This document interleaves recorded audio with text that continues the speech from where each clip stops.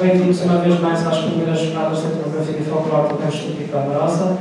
Tivemos da parte da manhã o painel sobre o folclore e a folclorização em Portugal pelo Dr. Rogério Mendes, nosso ex-amigo e conhecido nestas letras de folclore e muito nos é querido.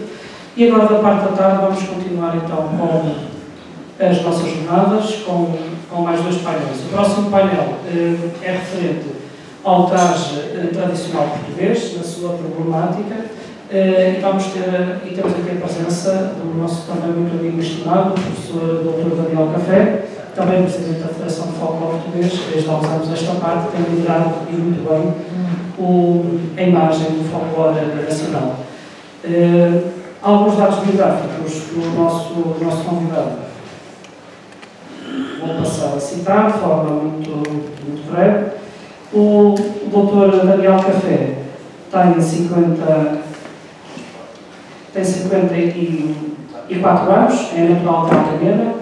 A nível de habilitações académicas, possui a licenciatura em Línguas e Literaturas Modernas pela Universidade de Lisboa, a pós-graduação em Ciências da Educação pela Universidade Aberta, mestrado em Museologia pela Universidade Lusófona de Humanidades e Tecnologias e também o doutoramento em Museologia pela mesma Universidade.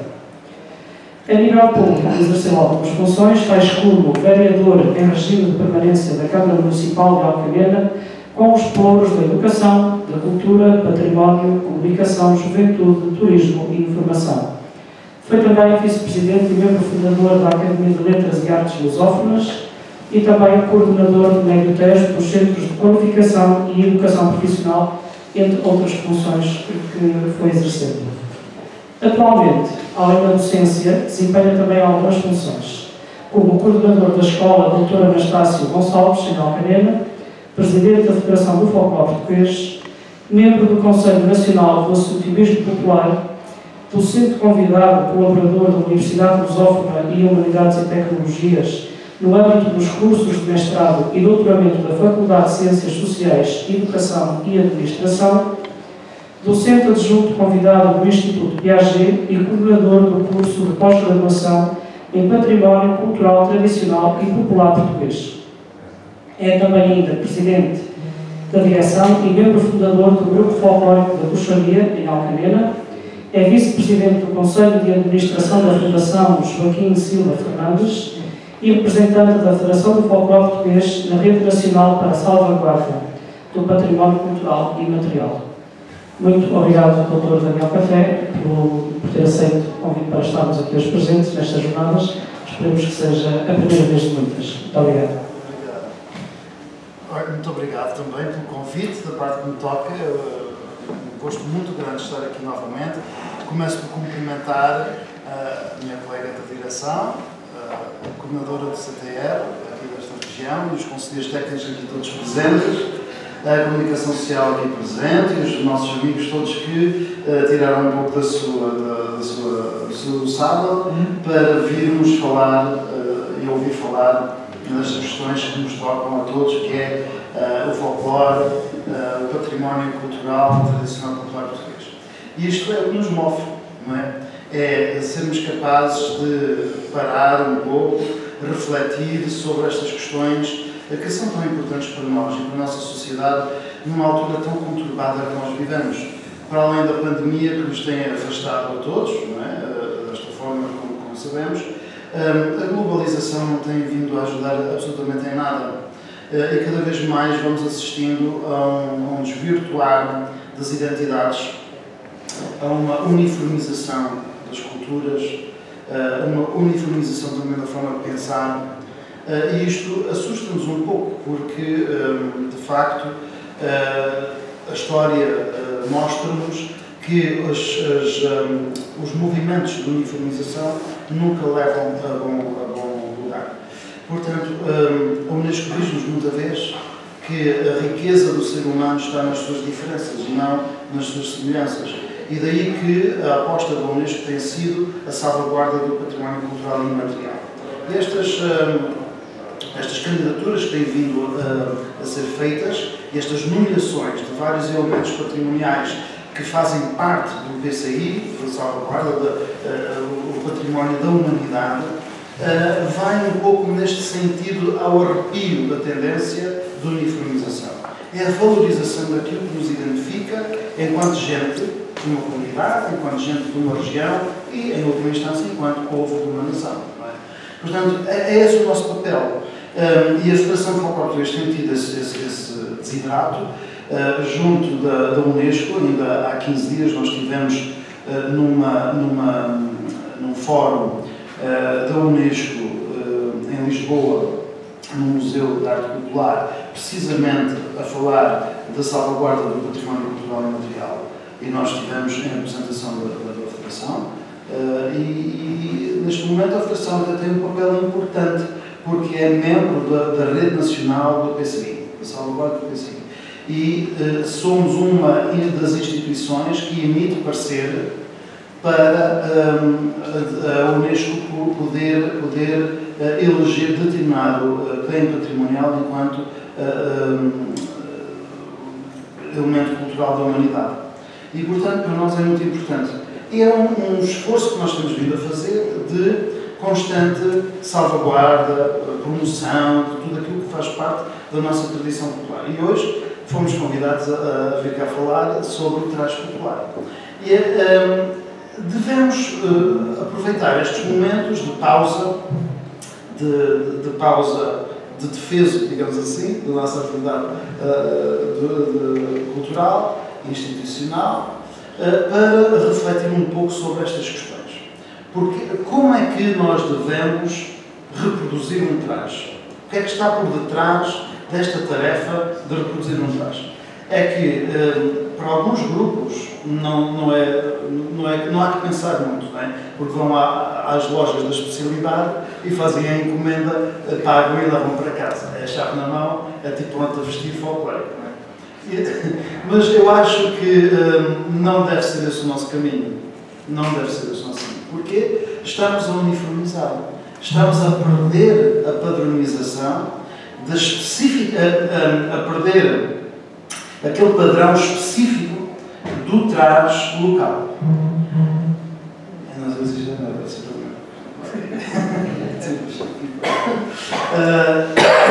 é que nós já sabemos que quando vamos a uma dessas lojas da especialidade é tudo tipo a standardizado, né? Os moldes são aqueles e pouco tem a preocupação dos pormenores do corte, até mesmo da própria pessoa, a medida do corpo da pessoa. Então é tudo igual. É tamanho o quê? S, M, XL, L, qual é que é o tamanho? É aquele, então vai para ali. E nem sequer se tira as medidas ao corpo da pessoa. Agora, cada um tem um corpo diferente do outro, não é? E nós sabemos que o traje tradicional popular tem tanto de pormenor que tem que se atender à especificidade do corpo e também ao pormenor do traje.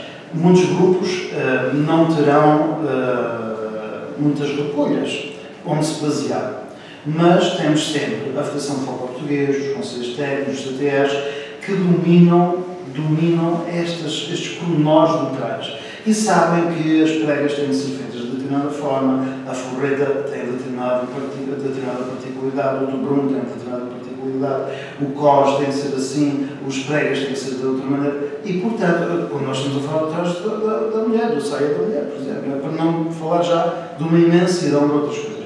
E o que eu vos proponho hoje aqui é refletir um pouco sobre esta problemática. O que é que envolve, então, o processo de reconstituição do traje? O que é que nós devemos estar especialmente atentos quando nos propomos reproduzir um traje de folclore? E há tanta coisa para falar, tanta, mas só temos uma hora e pouco. Portanto, vamos começar e depois, se houver algo que queiram perguntar a meio da apresentação, também podem. Não sei como é que estão a prever, não é? Podemos apresentar e depois perguntas no final. Ok, muito bem. Então vamos começar por dizer, precisamente, que o que um grupo de folclore deve fazer em primeira instância é recolher os elementos patrimoniais, registá-los, lá estamos nós a falar dos processos técnicos, não é? Mas temos que os registar, Portanto, de nada vale nós estamos a recolher se depois não temos um papel, não é? Onde vamos dizer que temos aquele determinado artigo, aquele determinado bem patrimonial. E depois temos que o estudar. Temos que o estudar. E há bocadinho eu dei o exemplo da saia, porque a saia tem tanto pormenor, tem tanta situação, não é? Que nós... faz a diferença quando nós olhamos para uma mulher trajada, uma rapariga trajada, de uma saia bem cortada e bem confeccionada para uma saia feita, como se diz, a trocho-mocho, não é? Faz uma diferença total. E, de facto, o que nós queremos no grupo Folclore é fazer a percepção o mais aproximado possível ao original, ao antigo. E isso faz o quê? Faz parte não só do corte, mas depois também outros aspectos, como as roupas de baixo, por exemplo, muito importantes. Muitos grupos vão descurando esta situação das roupas de baixo, porque eu compreendo, eu sei que eu tenho lá 2 mulheres em casa e elas não gostam de parecer assim mais avolumadas. Eu sei como é. Mas um traje de folclore sem o volume, não é a mesma coisa. Não é a mesma coisa. Exatamente. E às vezes nós temos, já vamos falar um pouco destas questões e tal, de hoje, do antigamente e tudo mais, mas um traje de folclore só fica bem se for vestido da forma como ele foi concebido pelas pessoas que o vestiam antigamente. Porque elas tinham uma noção de estética, elas sabiam, podiam não ser letradas, podiam não ser, mas elas sabiam o que é que ficava bem e como é que deviam fazer as peças de roupa para ficarem bem. E, portanto, é muito importante o estudar. Depois classificar, também vermos que tipo de peça é que nós estamos a tentar fazer, qual é a peça que nós recolhemos e para que é que servia, classificar as coisas e depois conservar. De nada serve recolhermos peças originais se depois não as conservamos. Mais valem ficar com as pessoas lá nas gavetas em casa. Se é para estragar, então fique lá com as pessoas em casa. Não é? Porque muitas vezes as pessoas dão-nos as peças a algum custo emocional, são peças de família, não é? Trazem recordações das pessoas e tudo mais, e muitas vezes custa abrir mão dessas peças. E agora, se nós não tivermos o devido respeito por essas memórias e por essa estima que cada pessoa tem pelas peças, então mais vale deixar ficar com as pessoas, não é? Portanto, se vamos receber para estragar, mais vale estar quieto. Portanto, depois de nós fazermos tudo isto, então, é que é o momento de podermos reconstituir o traje. Não é só chegarmos a determinado sítio e dizer, olha, quero um traje de trabalho. Então, e de que cor? Azul. Pronto, então, venham cá buscar para a semana. Não pode ser, não pode ser. Portanto, o reconstituir o traje, no fundo, significa o quê? Significa colocarmos todas estas peças do puzzle, não é? e reconstruir também uma história. Um traje é uma história. Descreve-nos uma função, uma vivência, um propósito, uma estética, um sentido estético. E nós temos que pegar em todas essas peças e pô-las junto para tentarmos interpretar aquilo que está ali à nossa frente. Portanto, a reconstituição não é só dizer agora vamos comprar o tecido e agora leva-se à costureira ou vai-se pedir ao homem lá da loja para fazer e está feito. Temos que reconstituir. Agora, para fazermos isto, o traje tradicional e popular tem algumas dimensões que são fundamentais para nós percebermos o processo e desenvolvermos um bom processo de reconstituição. O primeiro é o temporal. Temos que perceber este fenómeno do tempo que nós estamos a tentar reconstituir. Depois é o local, o lugar. Quando nós estamos a falar de um traje de Matosinhos, de certeza que não estamos a falar da mesma coisa que estivemos a falar do traje de Gaia. E não é muito distante, mas tem ali um rio que separa e há diferenças abismais. Não é, digamos, uma distância enorme, mas há barreiras geológicas, não é? Há distanciamento também das populações e há necessariamente diferenças. Estão a ver? E quem diz a Gaia, que é do outro lado do rio, podemos dizer a Maia, por exemplo, há de haver com certeza também diferenças. Não é muito distante, não é? Mas com certeza que há de haver alguma diferença, quando mais não seja no calçado, por exemplo. Ou, não sei, estou aqui a falar. É muito evidente. É a semeia, a troca, mas isso deve gastar as ameias. Chegaram até aqui. Quase até espinho. Mas pronto, A matriz. há sempre, a matriz já lá está, mas há sempre alguma coisa que seja um pouquinho diferente, porque de facto nós vemos na minha região. Eu tenho um outro grupo de folclore do nosso concelho, fica aí a 7 ou 8 km. É uma diferença abismal, não tem nada a ver. Nada a ver.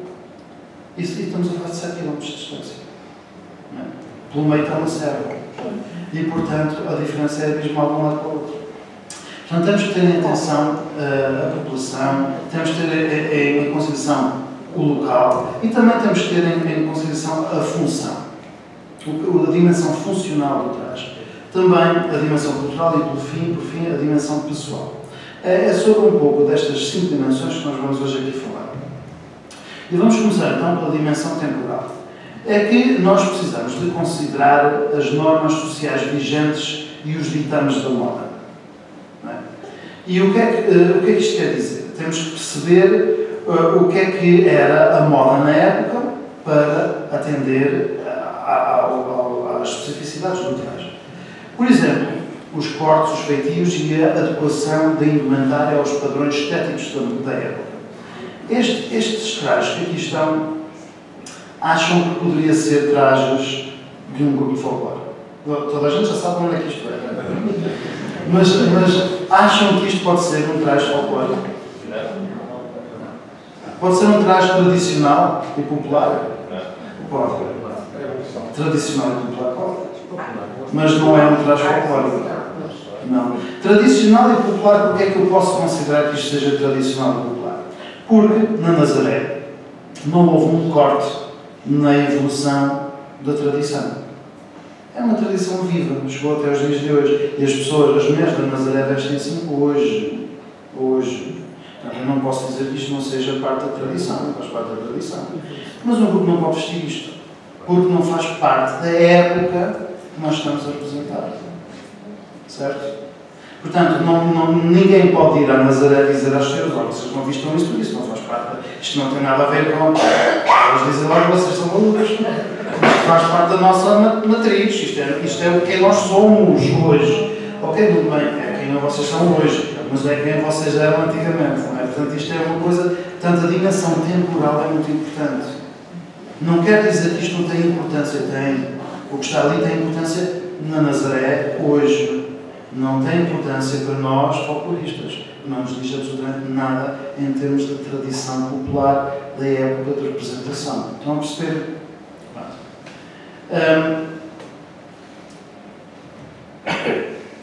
Também, por exemplo, se olharmos para este traje,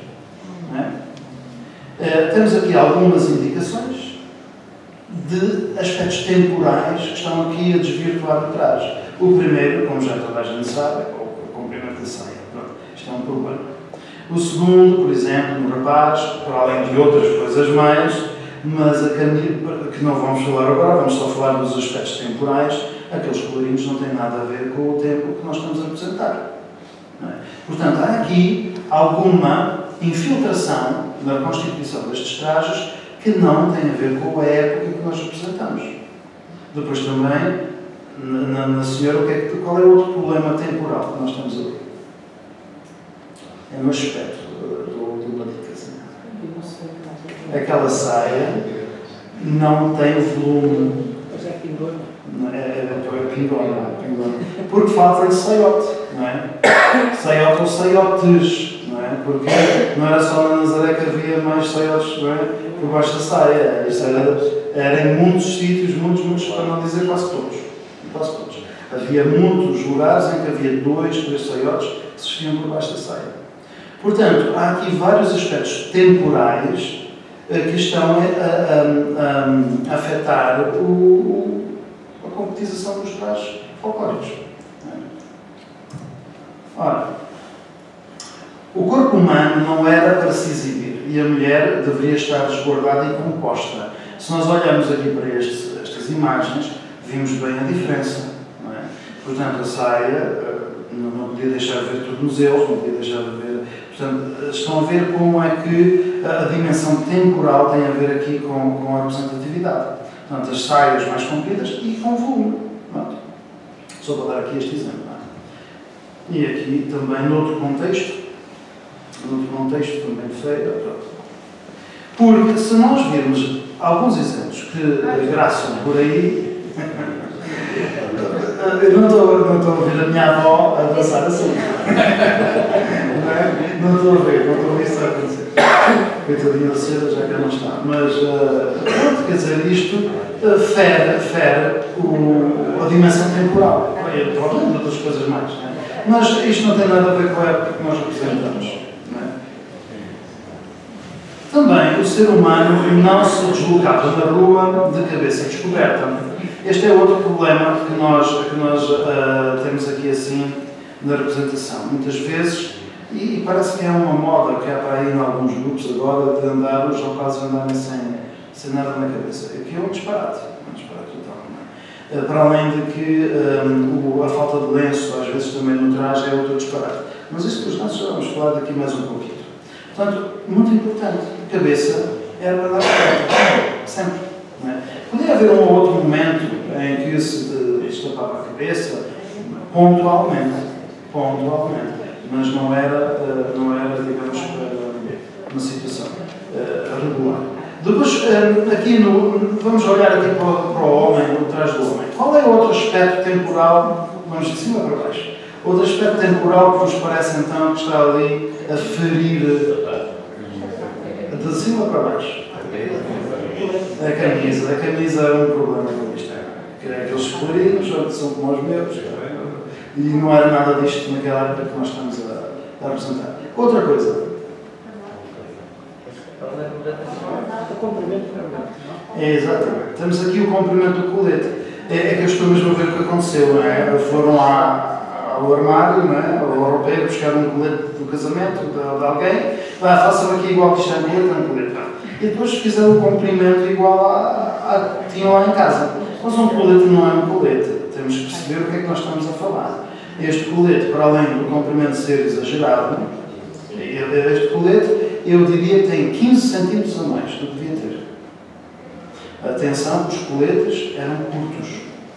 O colete iria sensivelmente ao umbigo, um pouquinho mais abaixo do umbigo. Não mais do que isso. E sabem porque é que ia só até ali? Porque as calças eram mais altas. A calça e o colete normalmente andavam ali, está a e a calça vinha até o umbigo, pelo menos até o umbigo, pelo menos. Depende da zona, das regiões, não é? Mas era quase até o umbigo. O umbigo era ali o sítio, não é? E portanto, o que é que acontece hoje muitas vezes? As calças são cortadas, conforme nós as usamos agora, não é? Estamos todos habituados. Isto é um problema, porque nós vestimos-nos ao século XXI e estamos habituados, se calhar não estão a ver, querem que me ponha de pé? Estão a ver, não é? Estamos habituados à nossa maneira de vestir. E sentimos-nos bem com a cintura das calças por aqui, porque as calças a mim não vêm mais acima do que aqui. Portanto, eu sinto-me bem com elas por aqui. Quando eu visto as calças do rancho, do meu grupo, as calças vêm até aqui. É claro que o corte tem que ser diferente. Tem que permitir contornar outras coisas. Mas pronto, eu não me sinto à vontade, porque no meu dia-a-dia não é esse. E as meninas é a mesma coisa. A cintura hoje das meninas é muito mais descida, não é? As calças também são muito descidas. E não se sentem bem a pôr a cintura no sítio dela. Era por aqui. Se nós olharmos para fotografias, ou mesmo pegarmos numa casaquinha da vossa região, são curtinhas, são por aqui. São por aqui, não é? Já você sabe. Não sei como é que elas Mas não é o servir, é mesmo o corte. O corte é mesmo. É curtinha, tem um umbigo quase, não é? Praticamente, e a saia era daí para baixo. Ora, quando nós pomos saias daqui assim para baixo, então faltam aqui 10, 15 centímetros de qualquer coisa, não é? Portanto, Logo, o aspecto não é aquilo que nós queremos. Não é aquilo que corresponde à época que nós representamos. Os coletes são um problema nos homens. Isto é flagrante. Portanto, terem atenção. E depois os bicos. Não sei se estão a ver os bicos. Aquilo não era, o colete era direito, era de corte direito praticamente. Se tivesse era só uma coisinha, um arredondado, ou assim um bicozinho muito disfarçado, mas normalmente era de corte direito, não havia estes bicos que nós temos hoje que fazem aquele jeito. Não é? Depois, qual é que seria aqui outro problema que nós estamos a ver no trás do homem? A falta de casaco. A falta de casaco é outra coisa. Mas não se andava na rua nem mangas de camisa, não é? As calças é outro problema. As calças aqui são outro problema. O que é que vocês me têm a dizer sobre as calças? A primeira coisa é os vincos. Tirem os vincos das calças.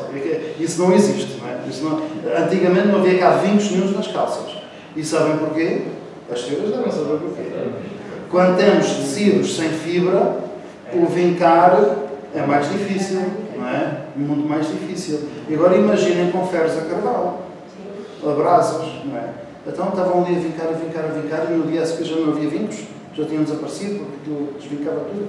Portanto, não havia vincos. E mesmo o próprio corte da calça, com a boca de sino, ondeado, não é? Não se coaduna ao vinco. Aquilo não está feito para ser vincado. As únicas calças que eram efetivamente vincadas eram as de montar ribatejanas. Aquelas que são de corte direito, e aí sim, como havia criadas, elas vincavam aquilo tudo. Portanto, o povo não vincava calças. Isto é um dos grandes problemas quando... E a classe é muito raro o grupo que eu vejo atuar que não tem este problema. Porque, de facto, as pessoas acham que estão a fazer muito bem e estão a fazer muito mal. Estão a fazer muito mal. A calça é como esta, não tem vinco nenhum. Isto é como hoje.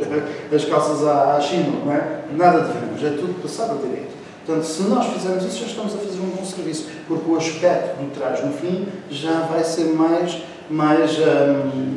similar ao antigo. E depois, é claro que, já alguém disse, o calçado também é um problema. Ou seja, este rapazito está muito mal. Ele está muito mal, não é? Parece que alguns grupos acham que se tiver umas calças pretas, um colete preto e uma camisa branca, já está trajado à folclore. A rancho. Mas não é. Isto não tem nada a ver com o rancho. Se calhar, se vem camisa, talvez, não sei. E depois já li outra coisa também, que por acaso está incluído, e agora aqui não estava a ver que estava muito distante, mas junto às calças, qual é o outro problema que ali está? Uma faixa baseada. Cinta. Vocês chamam a faixa. Mas é uma cinta. A cinta do homem. É a faixa. Aquilo é um problema. Porque isto já é uma coisita que vem do tempo do Estado Novo. No Estado Novo, lá no Minho, não é? Aquelas coisas encarnadas, não é? Compridas para dar assim coisa. E depois estendeu-se para tudo o que era homem, usava até uma cinta, até o joelho. Mas não é. Não há uma única fotografia da época que mostre a cinta colocada desta maneira. Nenhuma. Geralmente, o homem simplesmente enrolava a cinta à cintura e estava feito. Quanto muito, quando nós vimos algumas fotografias, é só uma pontinha que fica para fora. Exatamente. Um froco, ou mesmo um bocadinho da cinta, mas só um bocadinho. Nunca isto assim até ao joelho, nunca. E muitas vezes também, é uma das coisas que eu tenho alertado os grupos ultimamente, é também a noção generalizada de que a cinta era colocada debaixo do colete. E depende. Reparem bem nas fotografias da época, isto é de norte a sul do país, não é só numa região ou outra. Nos trajes formais, os pretos, os de cerimónia, a cinta é colocada por cima do colete. E as pessoas não olham para isto. E é um pormenor que pode fazer muita diferença entre o aspecto original e o aspecto... Não é? Reparem, vejam as vossas fotografias da época, as faixas dos homens, em situação de cerimónia ou em situação de fato preto. Fato preto do domingo, ou assim, vejam se a cinta não está por cima da outra. E são coisas que nós olhamos e não vemos. Porque estamos mentalizados, estamos formatados para só ver algumas coisas. E temos um preconceito já formado de como é que as coisas são. E não estudamos. Se nós fizermos aquilo que eu disse no princípio, lembra-se daquela coisa? Recolher, investigar, estudar. Registar e estudar quer dizer o quê? É olhar para as coisas e ver como é que elas são efetivamente. Porque alguns aspectos passam-nos despercebidos porque não olhamos para eles ou não nos apercebemos deles. Okay? Muito bem. Ora, a questão temporal, nós vimos perfeitamente no comprimento das saias. E sabemos que há uma evolução no comprimento das saias e fizemos também aqui um estudo mais ou menos temporal desde a década de 20 ou 30 até a década de 60, 70. Vimos que ali, no meio, no período dos anos 40, para aí, a saia ficou mais curta. Depois baixou outra vez e tal, depois veio a mini saia nos 70 e 80, mas geralmente houve esta curvatura, não é? do comprimento da saia. Portanto, nós conseguimos também perceber, especialmente em Viana do Castelo, quando é que as sainhas dos trajes da lavradeira ficaram, foi precisamente naquele período que era a moda na época. E então o que é que se fez? Transpôs-se aquilo que era a nossa moda na época para o traje tradicional popular. Não é? E por isso é que nós vimos, sobretudo na década de 40, o traje de lavradeira assim, porque o comprimento pelo joelho, ou um bocadinho mais abaixo. Eles dizem que é o traje da moda. É o da moda, pronto. Agora, será que a gente pode colocar isso? Não é essa, é da moda dos anos 40, não é da moda dos anos 20, ou dos anos do final do século XIX, não é? Portanto, temos que ter isto em consideração, não impormos na constituição do traje questões que são de hoje, questões que são da nossa vivência. Não é? Termos atenção que a cintura é onde era, não é? E não é onde é agora. Percebermos que o comprimento das coisas, dos coletes e tudo mais, é o daquela época, não é o de agora, das cintas, das faixas, não é o daquela época e não como nós vimos no Estado Novo, as faixas descerem, não é, no Estado Novo. Portanto, efetivamente, os anos 40 foram uns anos terríveis para o movimento folclórico, porque foi aqui que muitas alterações se introduziram na constituição do traje. E depois, naquela altura, muitos grupos também não estavam alertados para isto, não é? Iam atrás da moda, iam atrás das coisas, também não havia a noção que nós hoje temos do que é folclore, não é? Portanto, era muito fácil nesta época de ter havido algum desvirtuar do traje popular e tradicional. Portanto, hoje nós temos que reverter um pouco esses preconceitos e esses aspectos que vieram até hoje. Ou seja, se nós olharmos para o que é hoje a nossa realidade, vejamos, o traje do homem, em 1990, lembram-se, alguns de vocês lembram-se, assim, tudo muito largo, tudo muito grande. Depois, no ano 2000, começou tudo a ficar assim mais ajustado. Em 2010, é como se diz na minha terra, começou-se a vender vinagre. Vocês aqui não dizem vender vinagre? Pronto, quando se anda assim com a calça mais curta, olha, que ele anda a vender vinagre. E depois é claro que em 2017, pronto, esta é a moda dos nossos tempos. Mas por muito que seja moda, eu não vou vestir como aquele. Eu não vou a lado nenhum com um fato de calçado, não é? Portanto, nem toda a gente que vive naquela época